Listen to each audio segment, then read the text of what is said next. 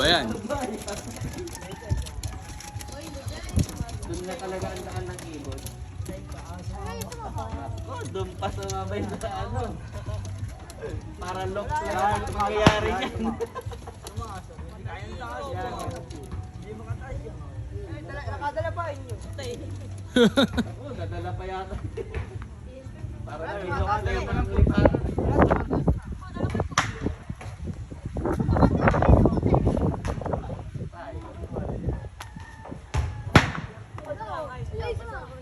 Wala, oh, dyan sila matatagalan, boss. Sa ikot, no? Pero tuloy, no? Ang lalakas pumagas pa. Ang malupitan pa yun. Isang iniinom na. Ang lalakas pumagas pa. 3, 2, 1.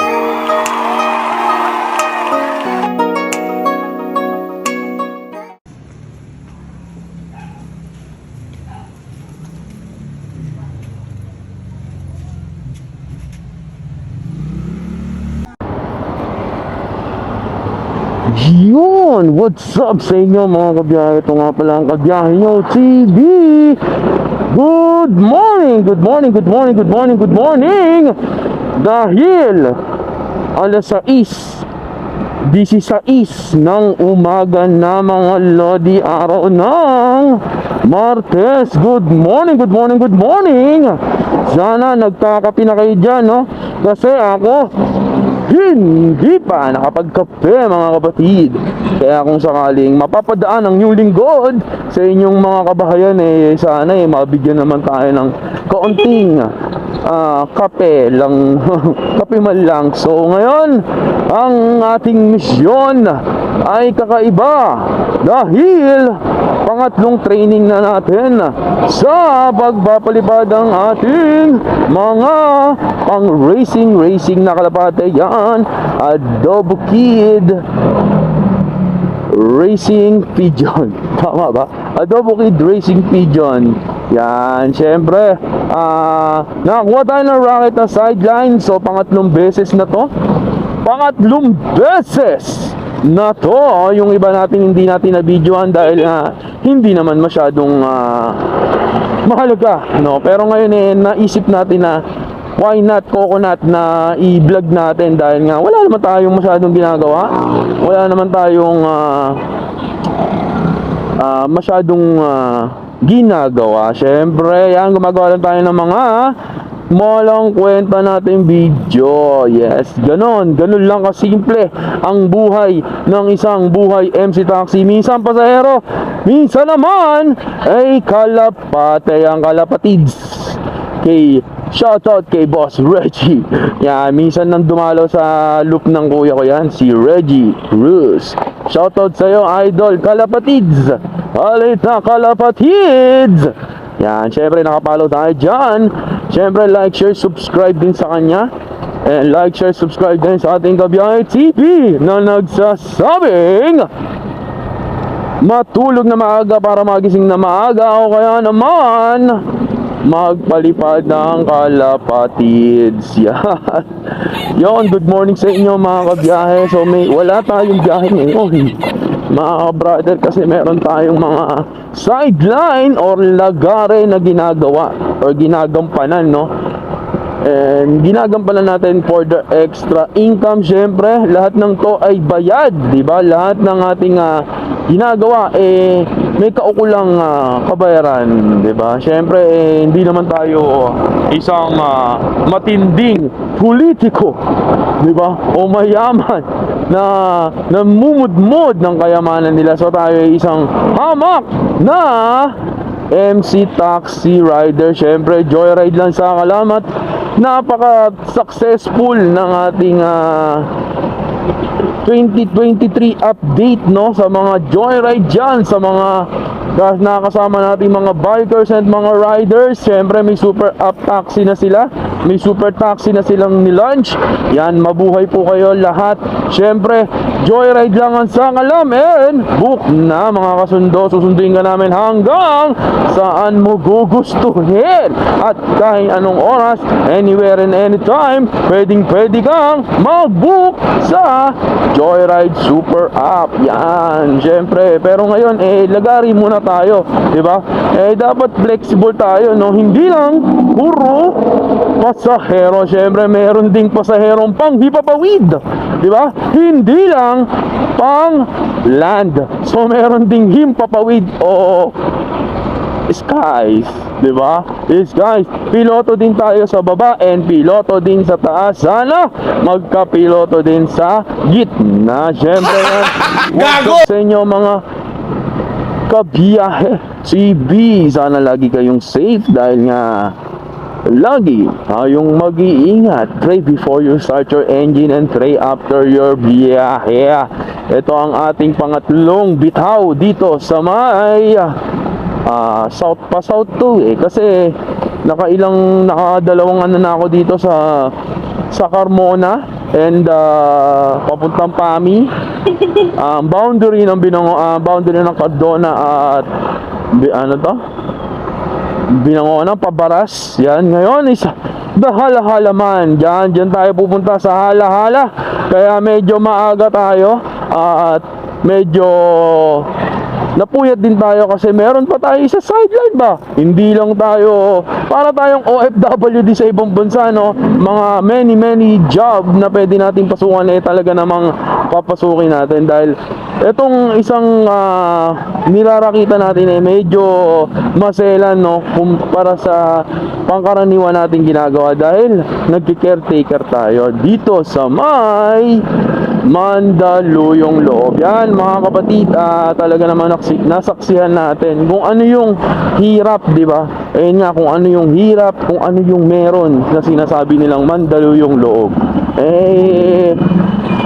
Kaya naman talagang kailangan po nila ng talagang pangunawa, syempre, at pagmamahal dahil nga sa paningin natin mga normal, sila yung mga nawawala sa sarili, sila naman ay humihingi ng tulong at atensyon at pagmamahal sa ating mga normal na may pag-iisip. Yan syempre po. At least na-experience natin yung ganito. So balang araw, syempre, malay mo, di ba?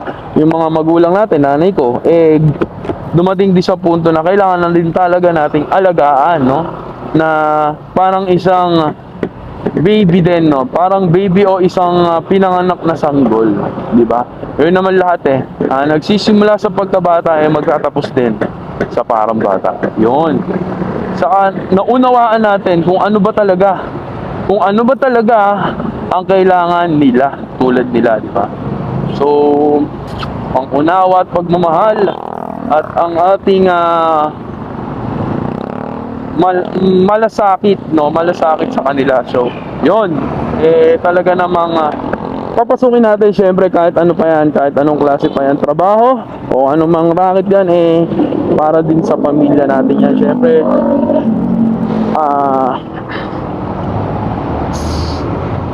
it's a good providers means a good fathers, diba? Hindi naman perfecto, wala namang perfectong ama, diba?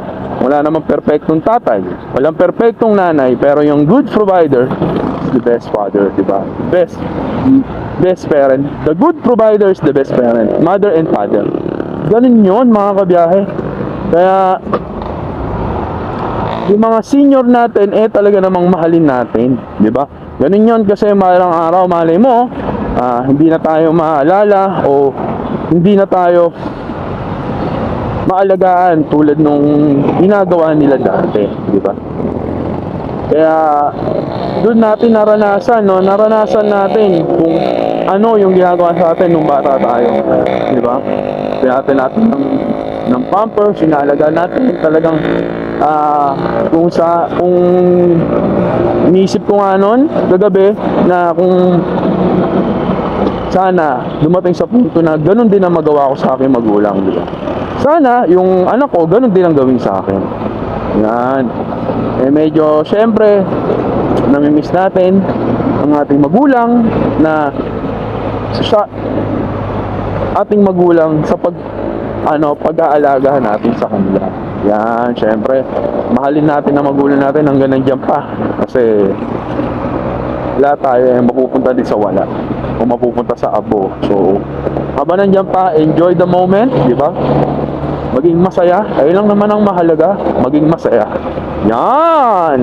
Good morning sa inyo mga kabiyahe. Oras natin 6:25 ng umaga. So, 1 and 52 minutes pa yung biyahe natin, no?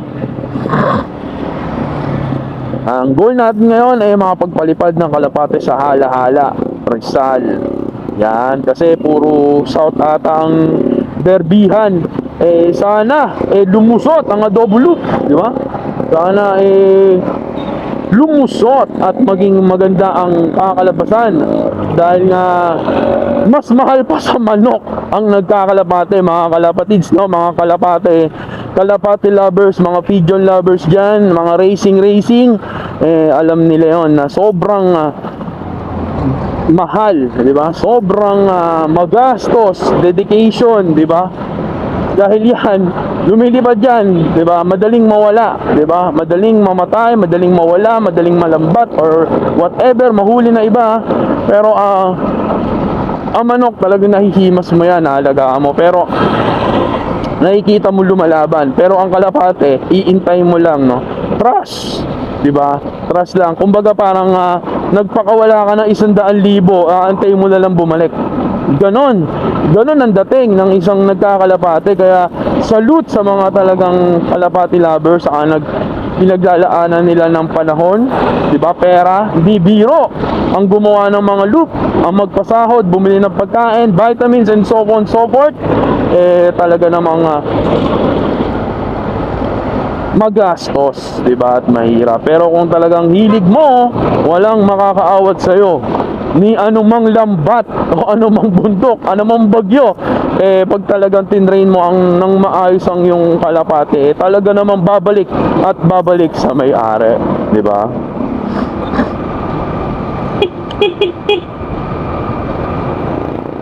Yan mga kabiyahe, nandito na tayo sa binang Santo Angono. Yes, is Angono, Rizal. So ano na rin tayo, siguro halfway na papunta ng Hala-Hala. Medyo hindi na tayo nakapag-ride. Eto, nakapag-ride tayo with pay, di ba? Nakapag-ride tayo with pay. And syempre, para din syempre, pambigay din syempre sa ating pamilya. Yan. Yan. Good morning. Sana lagi tayong masaya sa buhay natin. Dahil nga, ang buhay ay weather lang. Yo. Medyo traffic na ngayon. Medyo, ewan ko ba?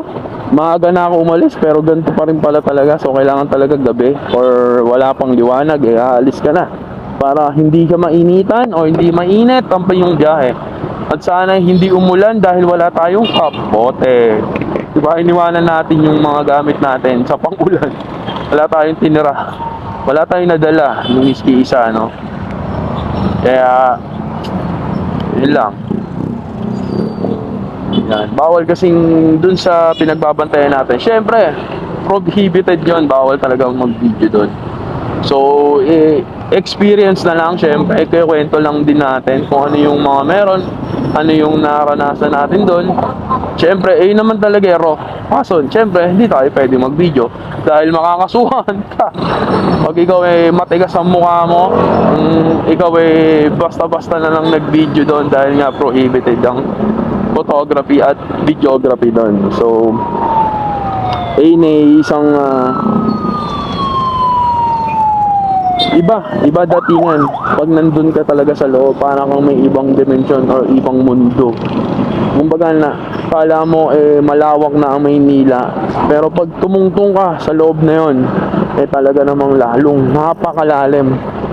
So di ba, kala natin ang buhay sa normal na tao mahirap na, what more pa dun sa mga hindi normal, no, na nakakaranas ng mga psych, di ba, sa mga mental o yung sakit nga sa pag-iisip, talaga namang sobrang hirap, di ba? na feeling nila na wala nang tutulong sa kanila, iniwanan na sila, no? Lalo yung iba siguro na walang nag-aasikaso, di ba? Yung nakalimutan na ng nilang pamilya. Pero yun nga, buti na lang nabibigyan ng atensyon, di ba? Atensyon at pagmamahal. Experience na lang siguro ang ating maibabahagi noon kasi hindi tayo pwede mag-video doon, makakasuhan ka. So yun, syempre extra income na rin dahil di nga tayo nakakabiyahe. Syempre, may alternatibo tayo, di ba? Tulad nito, may lagari tayo. Kahit di tayo nakakabiyahe, talaga namang gumagawa tayo ng paraan para talagang tumulak, di ba? Tumulak o magpatuloy na, di ba? Di ba may mga bayarin din tayo sa bahay, may bayarin din tayo sa eskwela, may mga pinapakain din tayo, di ba? May mga inuuwian din tayo, talaga naman hindi ka dapat sumuko. Yun, nakakalungkot nga lang dahil nga kalaunan lang meron tayo nabalitaan dyan sa may paaralan din ng Taguig, no? Yung dalawang estudyante. So hindi pa naman confirm. So wala pa naman confirm kung nag-suicide ba talaga dahil nga hindi pa pinal o hindi pa konkreto yung impormasyon, no? Pero nakakalungkot man dahil nga sa depression talaga namang oo, meron talaga nag-e-exist, di ba? Hindi mo pwede sabihin na ano lang yan, parang arte mo lang yan, kung ano mo, hindi ka, sumusunod ka lang sa no? Pero hindi ganon iba, lalo na't naramdaman ko at narinig ko, di ba, sa lugar na yon na may ganon talaga na para silang nananaginip. Alam mo yung nananaginip ka na parang gusto mong gumising sa katotohanan, ganon. Sobrang talagang yung parang sumisigaw ka nang walang nakakarinig sa'yo, ganun ang feeling. Ganun siguro ang feeling, no? Nung katulad nga nila. So kailangan talaga ng atensyon, di ba? Pagmamahal at oras, di ba? Kaya sa ating gobyerno talaga namang pagtuunan, di ba? Laki nun, nung loob na yon, Mandaluyong loob. Sobrang laki, maliligaw ka, di ba? Isipin mo, para siyang isang city o isang isang Pateros, parang ganon yung dating nung lugar, parang maliit na lungsod, kaya salute syempre sa mga ganon at syempre doon sa mga tao na pumapaloob doon. Napakahirap ng ganong profesyon. Napakabait din ng mga tao doon, kala nyo na mababait sila. Itatrato ka nila na tao, ganon ang dating, di ba? Ititreat ka talaga nila. Hindi katulad sa mga ibang ospital na parang ayaw ka nilang tanggapin, di ba? Ayaw ka nilang i-admit o ayaw ka nilang pagsilbihan, di ba? Ayaw ka nilang asikasuhin dahil nga sobrang dami daw ng mga pasyente, no? Sobrang dami daw ng mga ginagawa nila, no? Parang tinatakot ka pa na huwag kang magpagamot. Ganon ang naranasan natin sa ibang hospital. Pero dito sa mental hospital sa Mandaluyong, na hindi naman lahat talaga sa utak, kasi nga siya, hospital nga siya, may mga surgery, may mga kung ano-anong sakit na pwedeng gamutin doon. Yun nga, talaga namang responsible sila, no? Responsive sila, talagang mababait, inaasikaso nila. Hospitality, yun ang pinakatamang term, di ba? Saludo din kasi first time lang natin makatungtong doon, pero yung experience, no, hindi natin matatawaran. Syempre, first expression will be the last, diba? Di katulad dun sa mga hospital na napupuntahan natin na parang ayaw nila magtrabaho, ayaw nilang magserbisyo sa ating mga Pilipino or mga kababayan na talaga namang naghihikahos sa buhay, diba? So may mga ganun Down muna bago gawa, di ba? Or pera muna bago gamot. O kaya naman, may pera ka nga pero hindi ka pa rin nila aasikasuhin. Kung wala kang kakilala sa loob, di ba? Wala kang backer, kung wala kang matibay na pader na mababakeran ka, wala, itchap pera ka talaga. Saka marami na din ako napagtanungan, di ba? Marami na din nagkwento na mga sariling staff nila na ganun nga, hindi maasikaso, di ba? Na mismong nagtatrabaho na din talaga namang hindi din maasikaso ng peak ba, ng urgent ba, ng ASAP ba, hindi. Pero dito talaga namang hospitality, di ba? Isipin mo, mabait sila talaga, iba yung experience, di ba?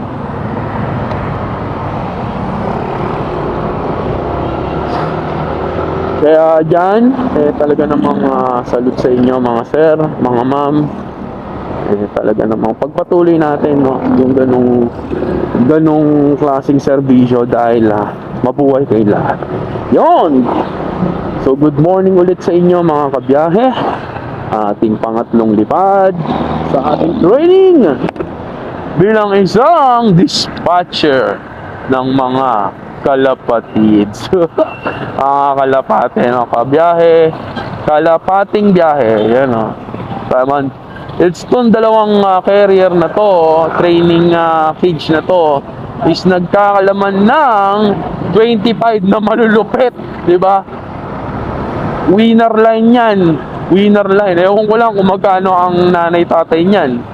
Tatanong natin sa may-ari, no, kung magkano yung nanay-tatay niyan. Pero winner line yan, kumbaga parang ibang klase, mahal, di ba? Dahil nga pinanlalaban yan. Ang lupit nga ng mga ibon talaga, kahit anong nangyari, binyahe mo ng 2.5. Alam mo, mga 15 minutes to 20 minutes nandun na sa bahay mo. Ganon ka lupit. Tapos babiyahin mo ulit 2.5 or 1.5, 2 hours. 2 hours plus 2 hours, 4 hours. Pero sa kanila, it's 20 minutes lang, diba? Ganun kalupit. Kasi ang mga trivia lang, diba, mga kabiyahe, ang mga pigeon daw, dati kasi ginagamit yan bilang isang messenger. So parang may malaking, parang kang may GPS, diba? Parang kang may GPS, no? Sa Kalapate, malupit. Parang kang may parang navigation sila, diba? Basta pag lumipad na sila sa taas, putang ina, kinakalculate na nila yung route, di ba? Ganon. Kinakalculate na nila yung route, tapos, yun, dire-diretso na yun, ina-navigate na nila yun. Ganon kalupit ang Kalapate. Saka yung putang inang paningin nila, no? Ano kayang paningin ng Kalapate pag nasa taas, di ba? Putang ina, isipin mo, ilang kilometer per hour tumatakbo yan, tanginang bilis yan. Saka ang taas niyan, di ba? Yung mga winner line na yan. Saka talagang ang mamahal ng Paris nito, mga kabiyahe, no? Hindi biro. Kaya nga sinasabi ko, talagang madugo, magastos, at mahirap ang mag-alaga ng Kalapate. Kaya salute sa mga nag-aalaga at may hilig dahil nga sobrang hirap, di ba? Di ba? Sobrang hirap ng ano nila, sobrang hirap ng kanilang libangan, pero wala silang tinatapakan. Ganon kalupet, walang tinatapakan, di ba? Walang nakuopera na ano. Talagang yun lang kung ano yung mga panalunan nila, di ba? Kaya may magandang libangan talaga to na talaga ubusan. Ito ang tinatawag na ubusan. Yung ano, pera lang kasi naubos pa sa iba at na scam pa, di ba? Ito, ubusan ng oras, ubusan ng pera, ubusan ng pasensya, di ba? Dahil nga racing honest game, di ba? Honest game, baby. Hirap nung ganon, di ba? Honest game, talagang kailangan dito pa-anesan, di ba? Kung ikaw si Santino, dobling Santino ka dapat dito. Ganon. O honesto. Santino o honesto. Mga tripling honesto ka dapat dito. Dahil honest game nga itong ano na to, Kalapati na to. Yan, racing pigeon.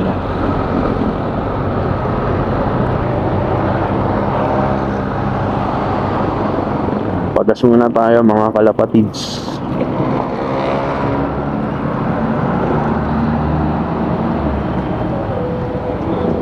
Unleaded. Unleaded.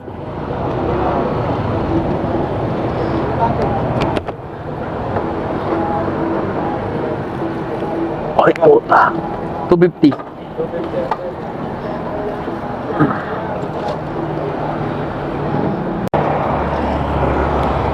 Yun! What's up sa inyo mga kabiyahe? Welcome back nga pala. Siyempre, ito pa rin ang Kabiyahe Nyo TV. Nandito na tayo sa may papuntang Pami. Yan, papuntang Pililia. Nakalagpas na tayo ng Cardona. Medyo ang ganda talaga dito dahil nakakamiss. Diba? Nakakamiss bumiyahe dito sa lugar na to, diba? Kasi talaga namang talaga namang lagi-lagi tayo, linggo-linggo tayo, nakakabiyahe tayo sa mga ganitong lugar. Dati, naka-SYM pa tayo, talaga namang na pinupuntahan na namin ito. Morong, yan, boundary, o tapos na tayo ng Morong Rizal. Yan, medyo relax na lang kasi almost 1 hour and 23 minutes from dito to Halahala. Yan, doon tayo magbabato sa Halahala. At syempre ang uwi natin, siguro daan tayo ng Tikling. Yan, Tipolo, para kahit pa paano maiba naman yung ruta natin dahil nga medyo mainit na doon dito. Doon siguro medyo okay pa. Kaya yun.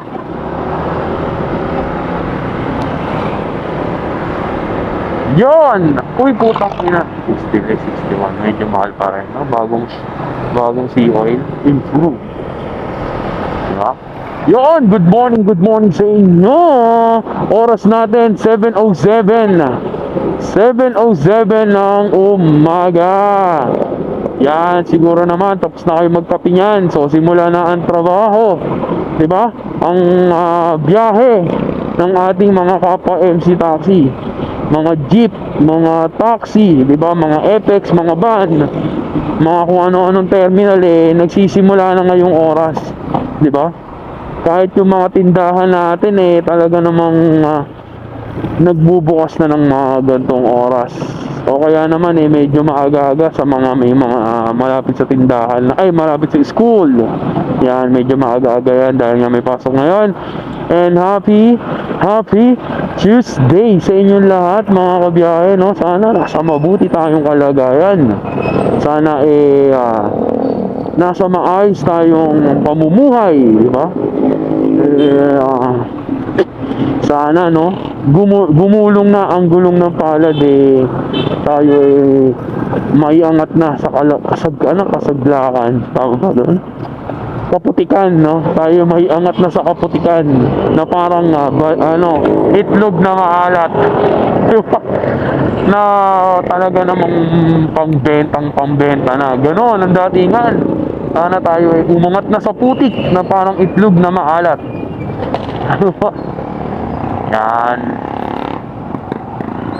Yan, sana mapanood niyo yung 2023 update natin. Siyempre may mga kapupulutang aral doon. May mga topic, no? May mga topic na talaga namang tinackled.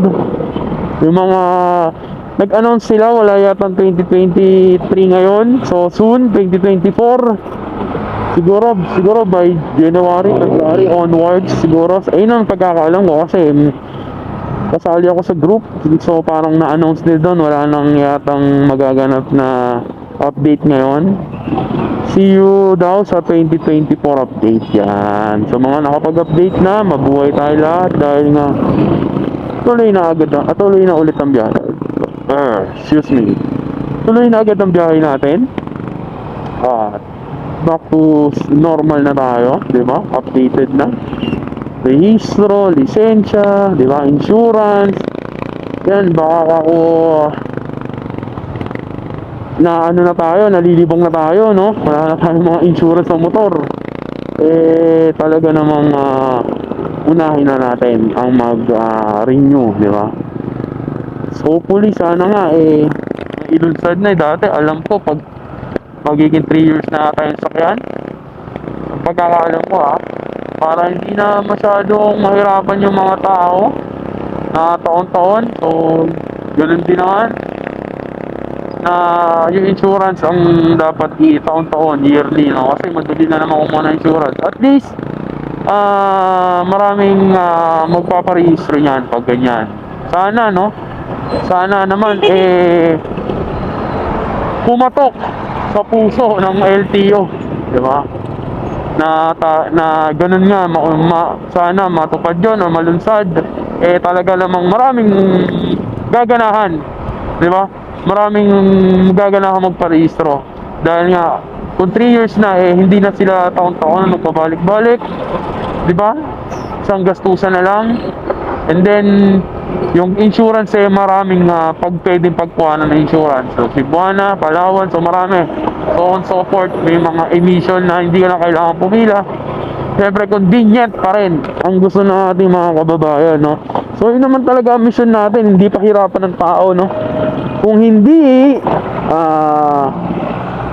tawag dito, pagaangin ang loob o buhay, di ba? To make it easier, hindi difficult. Wow, what a English, di ba? Kaya tayo may pamahalaan, di ba? Kaya tayo may mga inaatasan diyan, may mga department. Wow, parang alam ko yung mga pinagsasabi ko, no? Na para maging madali para sa atin, no? Life be easier, di ba? Sa mga Pilipino, dahil nga Pilipino o taong bayan ang nagpapasahod, syempre. Hindi naman kung sino man, no? Kung may nagpapasahod sa kanilang kung sino man, talaga namang iba na 'yon. Under the multiple table na. So, yun, mga kapatid, talaga namang magkano tayo? Mag-rehistro at maging updated, diba? Huwag mag-outdated, updated dapat tayo mga kalapatids, mga kabiyahe. Ito, gago! Nakalagpas na rin tayo, syempre. Malapit na to, it's 1 hour and 16 minutes. Yan.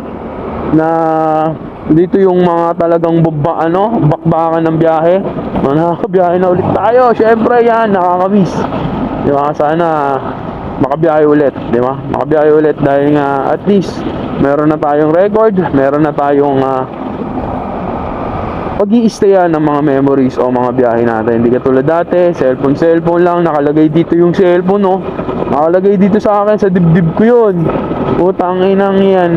May parang bulsa ako dito or parang jacket, tapos iniipit ko lang dito, o kaya parang meron akong yung pangligo ba. So, nakasabit lang dito yun, no?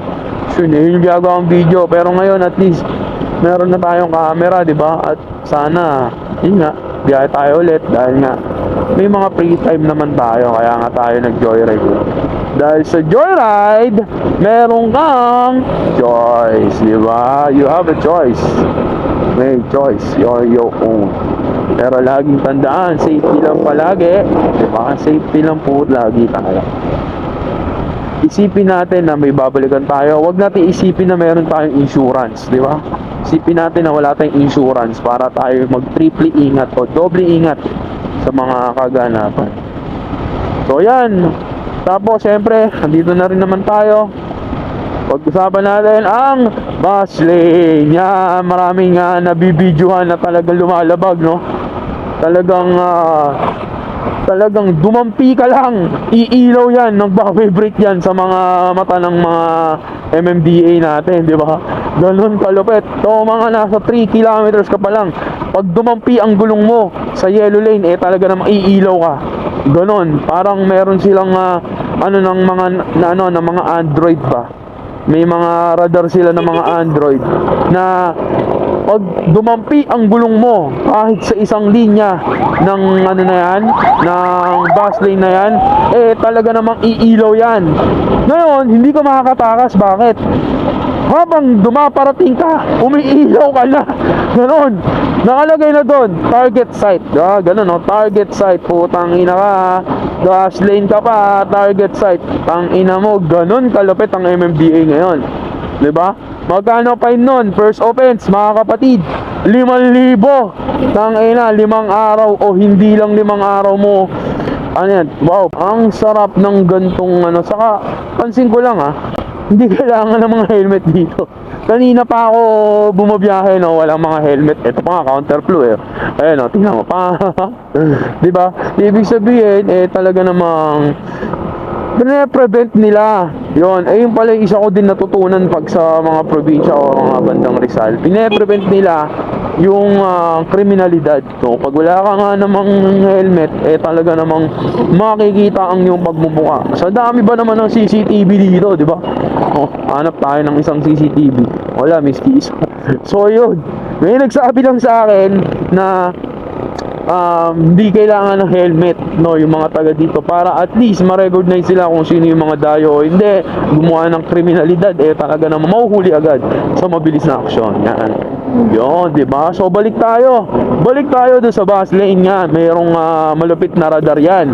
Pag nakita ka ng malupit na radar, talaga namang shoot the hook ka dyan, di ba? Di ba mga kabiyahe, sinasabi ko, iilaw ka dyan, di ba? Utang ina ka.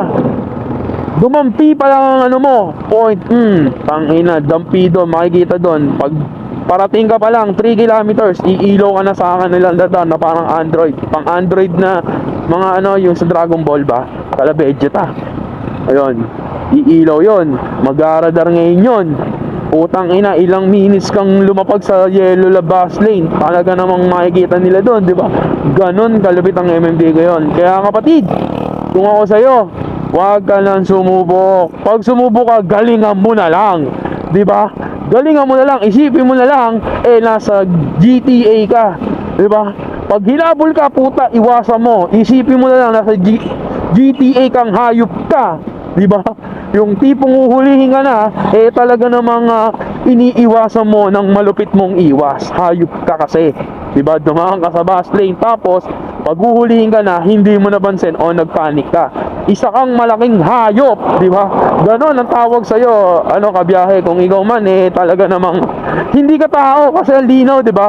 Huwag dumaan sa bus lane, talaga namang dumaan ka at talaga namang ginawa mong bus lane, ang bus lane. Ganon kalupet, di ba? Ganon katindi. Ang datingan mo, hayop ka. Yun. Yun ang malaking tawag sa'yo, di ba? Kasi hindi ka marunong makinig o hindi ka marunong magbasa na pang bus lane yun, hindi pass lane. Kaya tawag sa'yo, hayop. Yan, mga kabiyahe. First offense niyan, hayop ka, is 5,000, di ba? Tapos, second offense ata is 10,000. Di ba? Tapos, 15,000 third offense, 15,000, ay 20,000 yata. Tapos, plus suspension or ano, whatever. Tapos ang fourth offense, utang ina mo ka, gago, ang hayop ka, 30,000 plus rebooking your license. No? Paano gagawin mo doon? Putang ina ka, 30,000. Malamang hindi ka na mag-drive nun. Putang ina mo. Malamang mag-angkas ka na lang nun. Ikaw na lang yung sasakay, mag-joyride ka na, ikaw na lang yung pasahero, no? Yung ganong pahinta. Putang ina, o kaya mag-e-bike ka. Switch to e-bike nang mangyayari sa'yo. Di ba kapatid? Kaya mag-ingat po tayo. Sumunod po tayo sa kanilang kabatasan. Kahit ako, yung lingkod, kahit walang dumadaan sa bus lane, hindi po tayo dumadaan sa bus lane. Dahil nga medyo delikado. At syempre, yung mga malulupit nating bus, talaga namang bubusinahan ka. Yun ang mga gusto nila. Yun ang mga trip nila talaga. Yun talagang dadaan ka sa bus lane, sabay tututukan ka at bubusinahan kang hayop ka. Yun, ayun ang pinakamagandang gagawin sa'yo. Kumbaga, papadaanin ka pa niyan, di ba? Papadaanin ka pa niyang hayop na bus na yan. Pagka nasa likod mo na yung hayop na bus na yan, syempre, ayaw mo pa rin tumabi, di ba? Bababarin ngayon niya.